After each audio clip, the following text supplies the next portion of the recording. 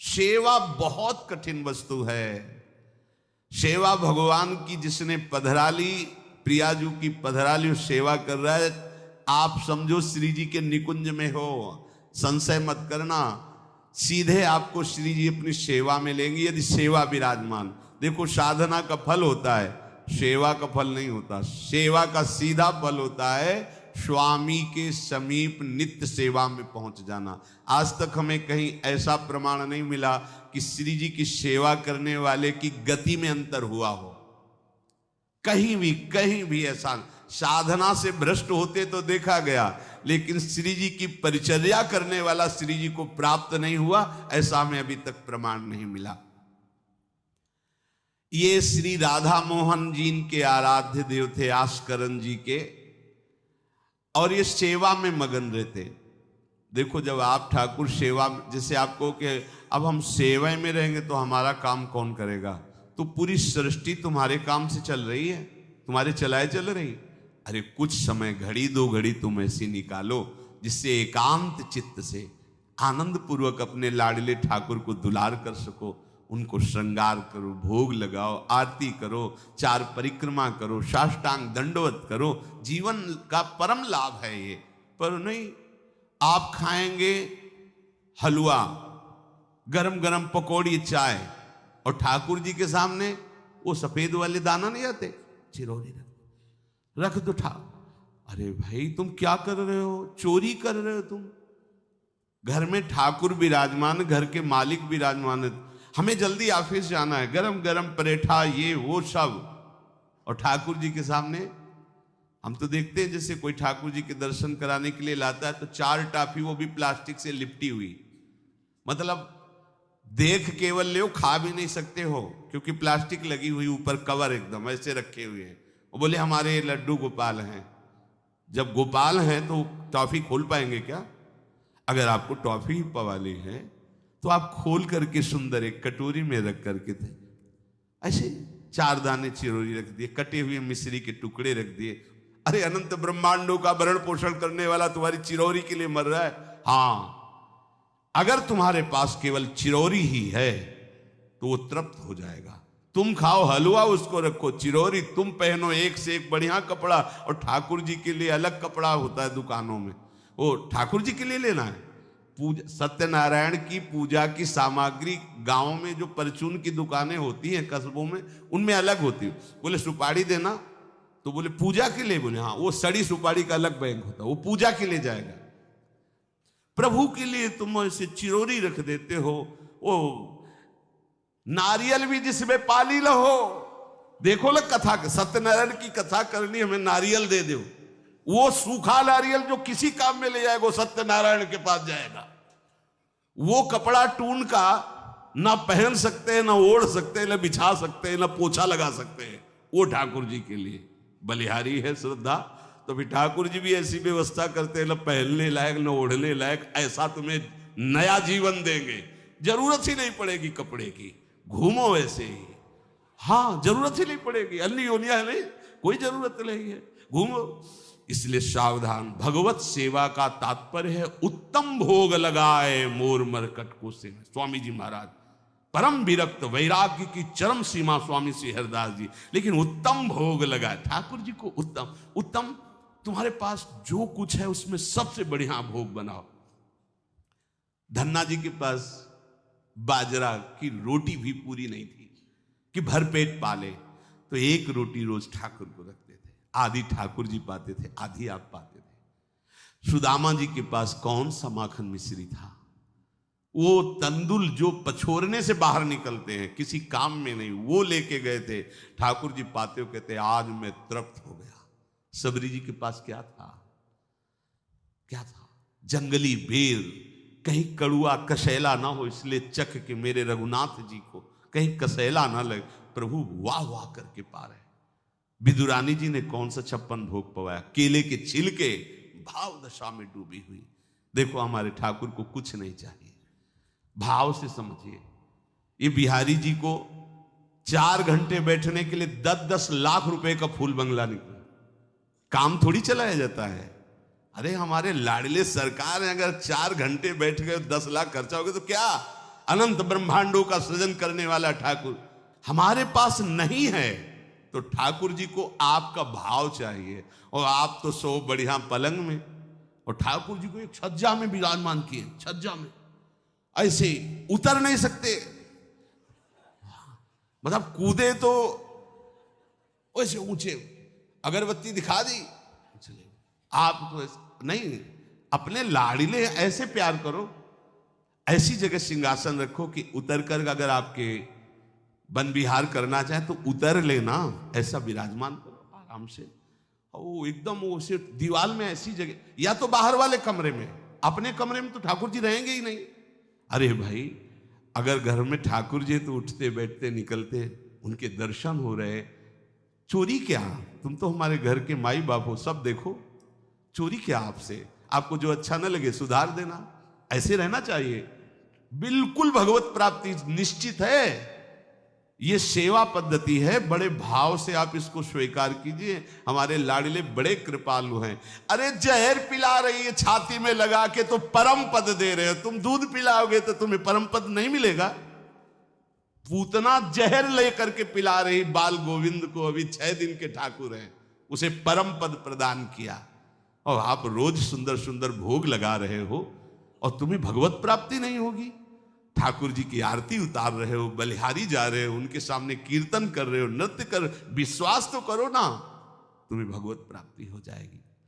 आस्करन जी ने एक चौकीदार पूजा गृह के बाहर बैठाल दिया और कहा कोई भी भीतर आने ना पावे, क्योंकि एक बार भी सेवा में विक्षेप मुझे बर्दाश्त नहीं। तो ठीक 10 घड़ी का इन्होंने भी नियम, जो नियम लो उसका निर्वाह करो। 4 घंटे।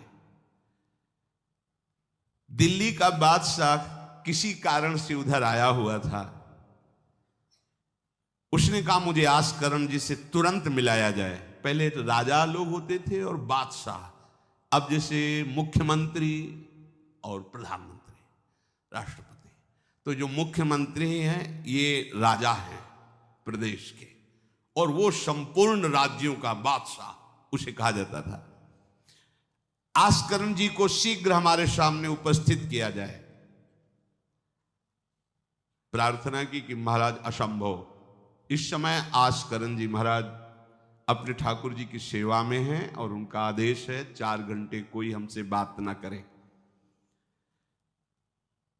आस्करण जी को सूचना देने के लिए बार बार सेवकों को आदेश किया, पर कोई भी सेवक बादशाह की आज्ञा पर नहीं उतरा।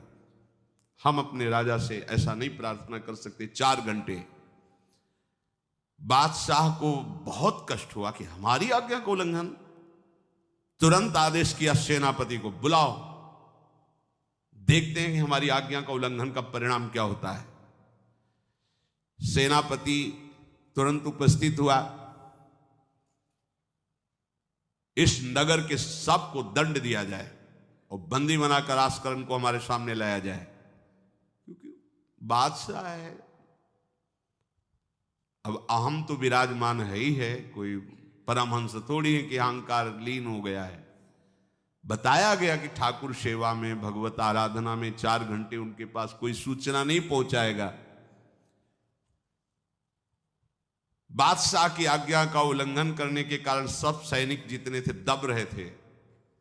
महाराज की तो आज्ञा है कि सूचना न दो, पर यहां तो सब गड़बड़ हो रहा है। बादशाह ही नाराज हो गया। बड़ी घबराहट पूरे नगर में फैल गई और पूरे सैनिकों में फैल गई। ये नरवरगढ़ ग्वालियर से दक्षिण में है। आस्करण जी ना शिकार खेलते थे, ना किसी को दंड देते थे, बस केवल भगवत सेवा, नाम जप, नाम कीर्तन। पूरे नगर को सब सुविधा, सबके घर में ठाकुर सेवा, सबके यहां नाम कीर्तन सुनाई देना चाहिए। जिसको जो जरूरत हो राज दरबार से ले जाए। किसी को लग सकता है अगर ऐसे बढ़ता रहेगा तो राज खजाना खत्म हो जाएगा। नहीं, अज्ञान से तुम सोचते हो। एक बार पूज्य पादुड़िया बाबा के यहाँ 500 लोगों का भोजन बना। अब वहां उत्सव में 5000 से भी अधिक लोग आ गए, तो जो सेवक जन थे, भंडारी थे, भाग के आए, बाबा अब तो बहुत ही हानि हो जाएगी, क्योंकि सब लोग आ गए, 5000 के लगभग लोग हैं और 500 का ही भोजन बना है। बाबा जी ने कहा घबराने की जरूरत नहीं, गए अपना ऊपर का चला ऐसे डाल दिया जो रसोई बनी हुई थी, बोले इसे खोलना नहीं, बस बांटते जाओ। सब पा चुके, जितना बना था ना, भगवत प्रताप। हरिराम व्यास जी की बेटी का ब्याह, रात्रि में बारातियों के स्वागत के लिए एक से एक सुंदर पकवान बने हुए थे, क्योंकि जिनके चेला मधुकर शाह राजा थे उनके पास कमी क्या, सब सुविधाएं। हरिराम व्यास जी ने सोचा ये संसारी आदमी इतने सुंदर सुंदर पकवान पाएंगे, ये तो ठीक नहीं है। वृंदावन के संत जन लेंगे तो अपने ठाकुर का भोग लगाएंगे, पाएंगे, कीर्तन करेंगे। कोतवाल को बुलाया वृंदावन के और कहा सब वैष्णवजनों को कह दो कि तुरंत आ जाओ, रमनिया ले जाओ। देखो कैसी भावना है, बेटी का ब्याह है। बोले संसारी आदमी बाराती क्यों पाएंगे, अब आप हो तो कह दे अरे इज्जत चली जाएगी, बाबा जी को खवाने से क्या इज्जत है, बारातियों को खवाएंगे तो इज्जत बनेगी। ये किसकी, देहाभिमानियों की। और अपनी इज्जत क्या है, श्यामा श्याम। अगर रसिकों को पवाएंगे तो हमारी इज्जत बन जाएगी, श्यामा श्याम प्रसन्न हो जाएंगे।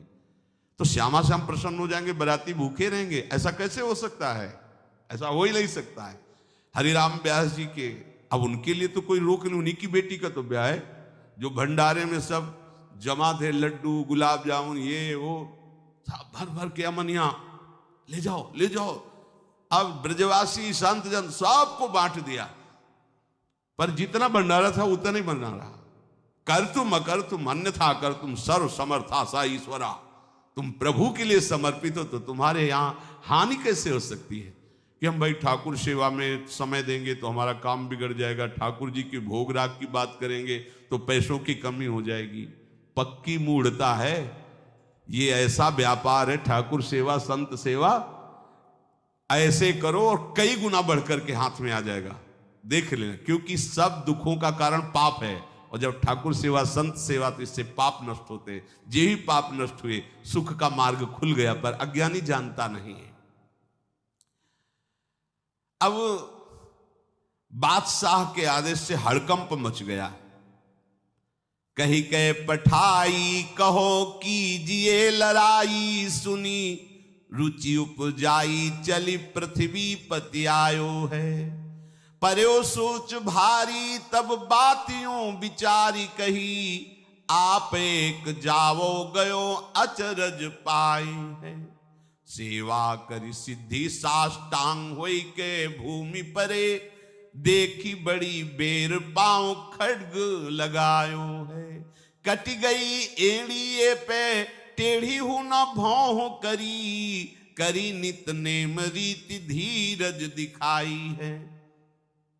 बादशाह ने कहा आखिरी हुक्म है, आस्करण को हाजिर किया जाने, संपूर्ण सेना से विध्वंस मचा देंगे, नरवर गण को पूरा नष्ट कर देंगे। जो प्रधान सेना नायक था वो हाथ जोड़ करके बादशाह से बोला कि आप समझो, हम आपके सेवक हैं, आपसे लड़ कैसे सकते हैं, आप बादशाह हो, पर मेरी प्रार्थना है आप अकेले जाकर के देख लीजिए, आस्करण जी सेवा में है, अकेले जाकर बात कर, हम सूचना नहीं दे सकते पर आपको रोक नहीं सकते, आप जाकर के बात कर लीजिए। बादशाह को लगा कि बात तो सही कि हमारे ही अनुकूल है, ये कोई वैरी तो है नहीं, चलो कोई अंगरक्षक नहीं। और स्वयं अंदर जाकर के देखा तो सारी सेवा हो चुकी थी, ठाकुर जी की साष्टांग दंडवत कर रहे थे। सत्संग में भी कहा है कि आप लोगों का जैसे शरीर स्वस्थ है तो साष्टांग दंडवत का नियम लेना चाहिए अपनी ठाकुर सेवा करके। 5, 7, 11, 21, 51, 108 अपने ठाकुर जी 4 परिक्रमा की, कहीं से भी 108 दंडवत। एकोपि कृष्ण कृतः प्रणामो दशाश्वमेधा व्रतेन तुल्यः, दशाश्वमेधी पुनरेपि जन्म कृष्ण प्रणामी न पुनर्भवाय। ये भीष्म जी बोल रहे हैं, एक बार हमारे श्री कृष्ण को कोई साष्टांग दंडवत कर दे, 10 अश्वमेध यज्ञ का फल और घृत स्नान का उसे प्राप्त होता है। पर 10 ये अश्वमेध यज्ञ करने वाला पुनर्जन्म को प्राप्त होता है, पर एक बार श्री कृष्ण को साष्टांग प्रणाम करने वाला पुनर्जन्म को प्राप्त। दशाश्वमेधी पुनरेपि जन्म कृष्ण प्रणामी न पुनर्भवाए।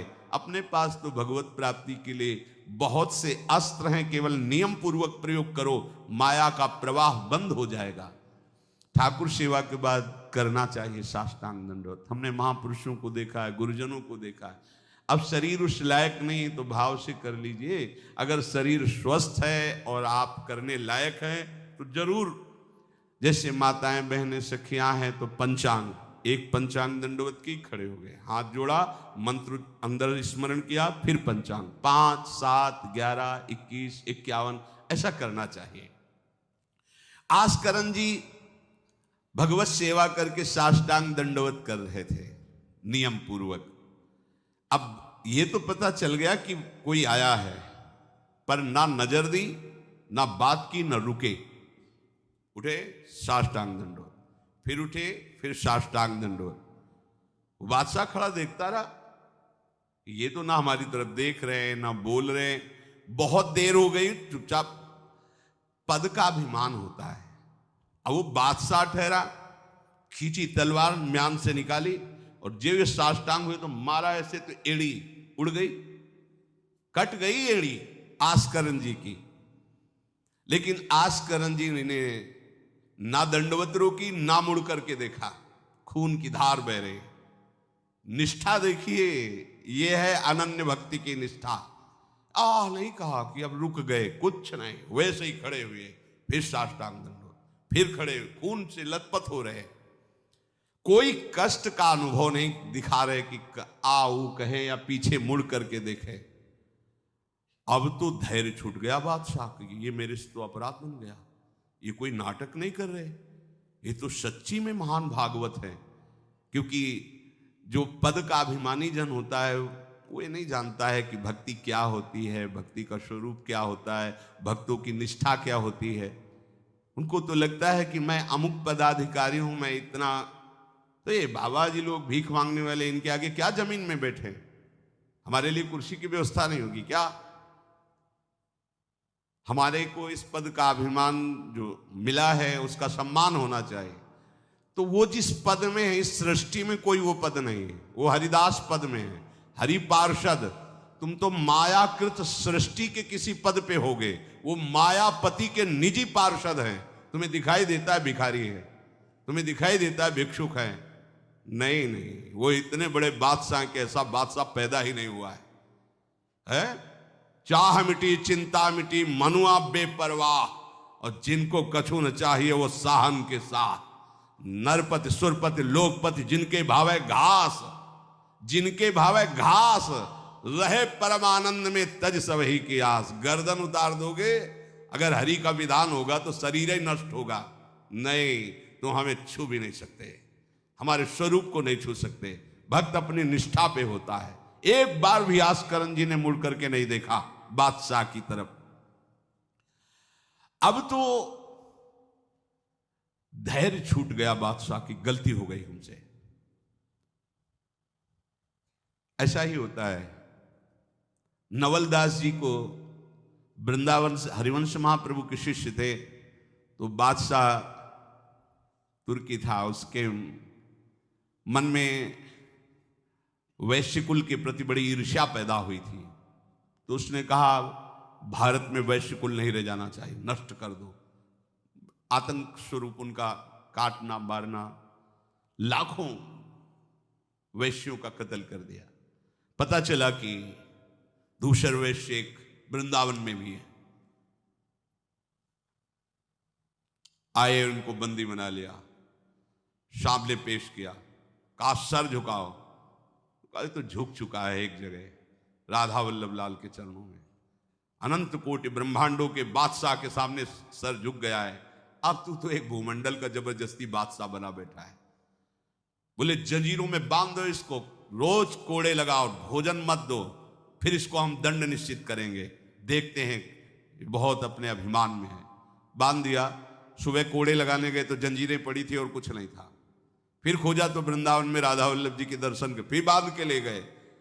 अरे बोले तेरी जंजीरें क्या मुझे रोक सकती है? जब माया की जंजीरें नहीं रोक पाई तो तेरी जंजीरें क्या रोकी? तू लाख बार बंधवा, मुझे नहीं रोक सकता। आखिरकार चरणों में झुका, उनका बंद करवा ये नरसंहार। तेरे इस नर संहार से कुछ नहीं होने वाला, तू शांति से रह, ये ऐसे उपद्रव करना बंद कर। तो ये जो पदाभिमानी जन हैं, एक अभिमान में न जाने कैसे कैसे बड़े अपराध हो जाते हैं, भक्तों को नहीं जानते हैं। उठी चिक डारी तब पाछे सो निहारी, कियो मुजरा विचारी बादशाह तिरिझे हैं। हित की सच्चाई यह ने कुना कचाई होत, चर्चा चलाई भाव सुन सुन भींजे हैं। बीते दिन को नृप भक्त सो समायो, पृथ्वीपति दुख पायो सुनि भोग हरि छीजे हैं। करे विप्र सेवा तिने गांव लिख न्यारे दिए, वाके प्राण न्यार लाड़ करो कही धीजे हैं। पूरी दंडवत की, ठाकुर जी को प्रार्थना की, चिक डाल दी जो मध्याह्न विश्राम की, फिर पीछे मुड़े। तब तक खून बह रहा है। पीछे मुड़कर देखा, बादशाह जोहार की, बिल्कुल गुस्सा नहीं। राजा को इनकी ये धैर्य शैली देखकर कि अपने इष्ट के प्रति निष्ठा और मेरे अपराध का कोई भी इनके ऊपर प्रभाव नहीं, रीझ गया, बहुत प्रसन्न हुआ और कहा, आज मेरे नेत्र सफल हुए कि मैंने ऐसा निष्ठावान भक्त देखा। ना तो तुम्हारे भ्रकुटी में थोड़ा भी रोष है, और ना तुम्हें पीड़ा है, और ना कोई थकावट है। हम आपसे वार्ता करना चाहते हैं, क्या है आप में ऐसी सामर्थ्य कहां से आई कि आपने अपनी निष्ठा छोड़ी और तलवार से एड़ी काट दी। एड़ी, अरे ऐसे काट, जरा सा कुछ लग जाए तो देखो कैसा लगता है। एड़ी कट गई, खून निकल गई, दंडवती बंद नहीं हुई। जब वो बैठ करके भगवत भक्ति की बात की, बादशाह के आंसू आ गए। संत का यही प्रभाव होता है। देखो राजा है पर संत है। विभीषण जी से भगवान कहते, तुम सरीखे संत प्रिय मोरे, धरो देह नहीं आन। ये नहीं भूल होनी चाहिए कि अरे ये तो बड़े अच्छे कपड़े पहने, ऐसे ऐसे, ये क्या भक्ति करते हो। भक्ति का मतलब केवल इतना ही नहीं है कि भिक्षुक वेश हो। भक्ति किसी से भी हो सकती है, कोई भी हो सकता है, कहीं भी हो सकता है, क्योंकि सब भगवान के बंदे, सब भगवान को दुलार कर सकते हैं। अपनी कीमती रुमाल तत्काल पट्टी बांधी अपने हाथ से आस्करण जी के चरणों में। स्वयं बादशाह ने घुटने टेक कर तुरंत और कहा कि आज मैं निहाल हो गया। आपकी ये जो भक्ति है, ये जो निष्ठा है, आज प्रभु की हम पर बड़ी कृपा है जो मुझे दर्शन हुआ आप जैसे भक्ति की निष्ठा का। बादशाह अत्यंत प्रसन्न होकर के आपको क्या सुख प्रदान करें। होगा हमारी सेवा निष्ठा है, आप जब चाहते तब आदेश दे देते, तो आप मुझे अपने आदेश से मुक्त कर दीजिए। आज के बाद हमारा कोई शासन आपके ऊपर लागू नहीं रहेगा। आप जब चाहें स्वेच्छा से आप आ सकते हैं, ना आए तो आपका राज्य, हमारा कोई अधिकार आज से नहीं। श्री आस्करण जी को एक बार बहुत शरीर में बुखार आ गया, इतना कष्ट पीड़ा होने लगी। अब वो कैसे सेवा करें, भीषण कष्ट है, उठा नहीं जा रहा। प्रातःकालीन बेला से ही सेवा प्रारंभ होती थी। बस उनको एक चिंता है कि अब सेवा कैसे होगी, सेवा कैसे होगी। उसी शिथिलता में भगवान अपने निजी सेवक में जो और परिचर्या करने में थे उनको आदेश किया, चरणामृत पिला दो, ठीक हो जाएंगे। वो रात्रि में ही चरणामृत, महाराज ठाकुर जी ने कहा चरणामृत, आप जो ही चरणामृत पिया शरीर का रोग नष्ट हो गया, स्वस्थ हो गए, सुबह सेवा में गए। इसलिए आप लोगों से प्रार्थना करते हैं, अकाल मृत्यु हरणम सर्वव्याधि विनाशनम श्री कृष्ण पादोदकम पीत्वा पुनर्जन्म न विद्यते। मान लो भैया, एक डॉक्टर औषधि देता है, पैसे लेता है, फीस के पैसे भी लेता है, और ना फायदा करे तो भी उसी दवाइयों का तुम आश्रय लेते हो। हम कह रहे हैं कि संसार से मुक्त होने के लिए चरणामृत सिद्ध औषधि है।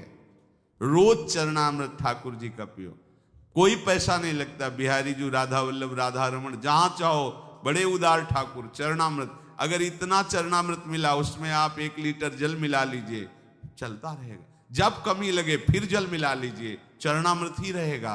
आप वर्षों इतने चरणामृत को पी सकते हैं जल मिला मिला के, अकाल मृत्यु नहीं होगी। समस्त रोगों के नाश करने की सामर्थ्य चरणामृत में है।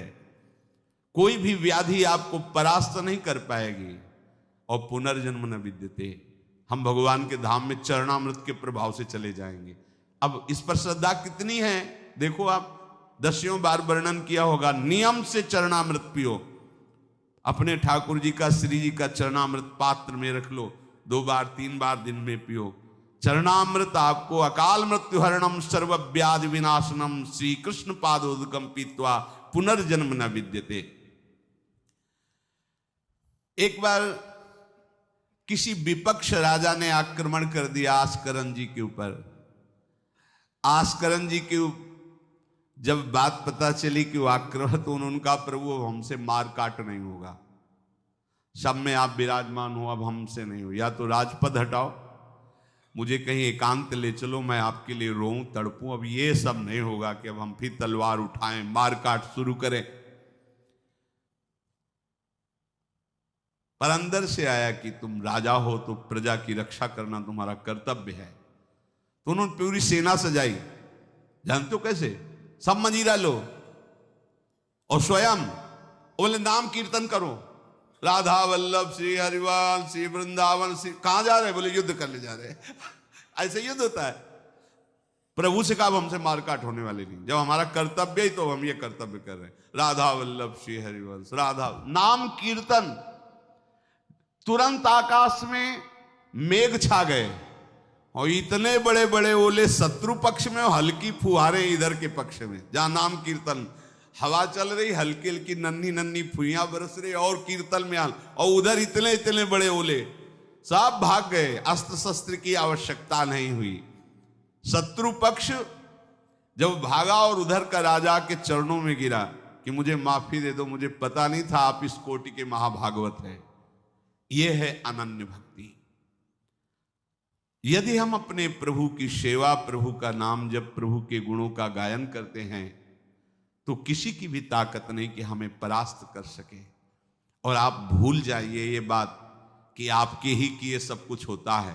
आप देहाभिमान में भटक रहे, आपके किए ले। हम कह रहे मान लो, मान लो, केवल प्रभु की करुणा एक दृष्टि से अनंत ब्रह्मांड का सृजन हो गया। एक दृष्टि से अनंत ब्रह्मांडों का सृजन। भैया तुम्हारा परिवार क्यों दुखी रहेगा? तुम्हें क्यों भूखा रखेंगे प्रभु? पशु पक्षियों को देते हैं, हर जीव जंतु को देते हैं। तुम तो भगवान के भक्त हो, तुम्हारे को कैसे वो नहीं देंगे? विश्वास करो, जो तुम्हें कार्य मिला है धर्म पूर्वक करो, नाम जप करो, प्रभु की सेवा करो।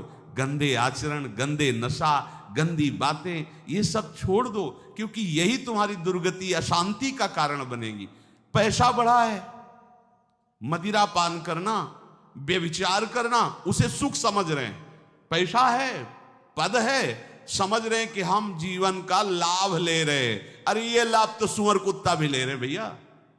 निद्रा भय आहार मैथुन हर जीव भोग रहा है। तुम मनुष्य जन्म ले करके बड़े बुद्धिमान होकर उसी भोग रहे हो, तो कौन सी बात? तिनते खर सूकर स्वान भले, गोस्वामी तुलसीदास जी। सुअर कुत्ता गदहा उससे अच्छे।